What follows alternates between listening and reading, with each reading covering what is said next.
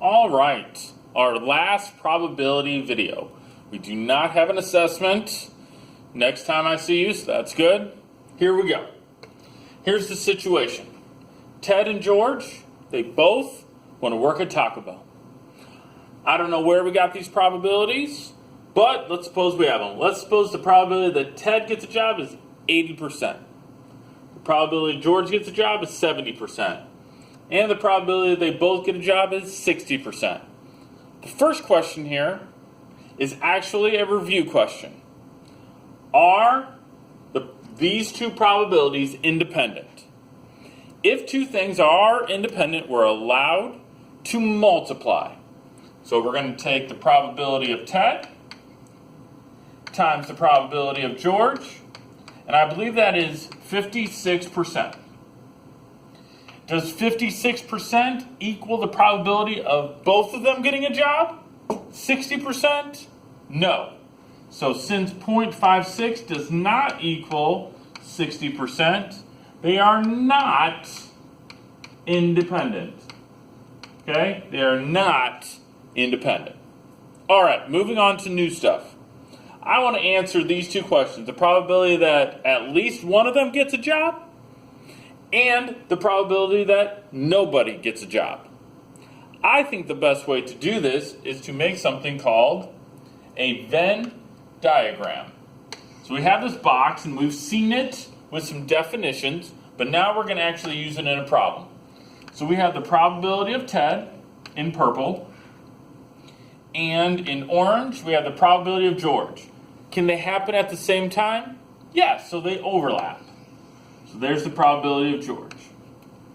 When we have this type of problem, you want to start in the middle, the probability of both. I believe the probability of both is 60%. Then we want to go out from there.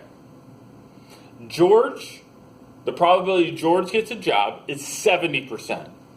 Well, 60% is here, so that means that I'm going to subtract, and there must be 10% there. Now this whole circle has 70%. Now we move on to Ted. The probability of Ted, I think, is 80%. So this whole circle must be 80. 60% is here, so that means 20% must be there. The last thing is out here, not in the circles at all. 20% plus 60% is 80, plus 10% is 90. So that means that there's 90% in these circles, or 10% without. Now I can answer lots of questions. The two questions that we asked were, at least one of them gets a job. At least one of them gets a job is the probability in here. So that is 0.2 plus 0.6 plus 0.7, or 90%. 90%. And the nice thing, the work for this problem is the Venn diagram. So on the test, if you draw the Venn diagram, you're good to go for your work. What's the probability nobody gets a job? The probability nobody gets a job is right here, 10%. It's not in the circle, 10%. This is the probability only Ted gets a job, but not George. That's 20%. And this is the probability that George gets a job, but not Ted, and it's 10%. I think this is a funny picture. It says drive through open. Boom. Moving on. We got one other problem here to do. If you want to try it, there's a little twist with it. Feel free to pause and go ahead and try. Here we go. The probability that somebody at school brings their own lunch is 40%. The probability that somebody here at school drinks water is 50%. I'm going to tell you that these events are independent. And now I want to answer the question, what is the probability a student does not bring their own lunch and does not drink water? So let's make a Venn diagram. So we have brings their own lunch. So I'm going to put O for own lunch in orange. And then we have drinks water. I'll put that in blue. And they are independent. If they're independent, they can happen at the same time, and one does not influence the other. So this is water. They did not tell me the probability of both, but I can figure it out. What's the probability that you bring your own lunch and you drink water? Well, since they're independent, I'm allowed to multiply. So the probability of both is 0.4 times 0.5, which I believe is 20%. So the probability of both is 20%. I'm allowed to multiply. This is what it means. To happen at the same time, they're independent, I'm allowed to multiply.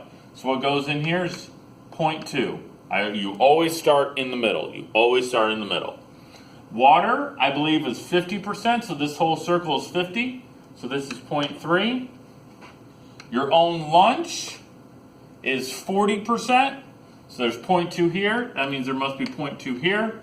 And outside, you do have to finish this. 0.2 plus 0.2 is 0.4 plus 0.3 is 0.7. There's 30% out here. So the questions we asked were, what's the probability a student does not bring their own lunch and does not drink water? That is nowhere in the circle.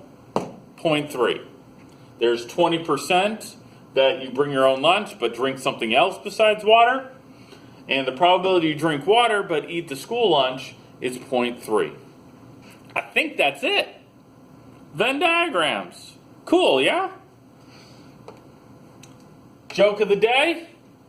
What kind of music did the Pilgrims like?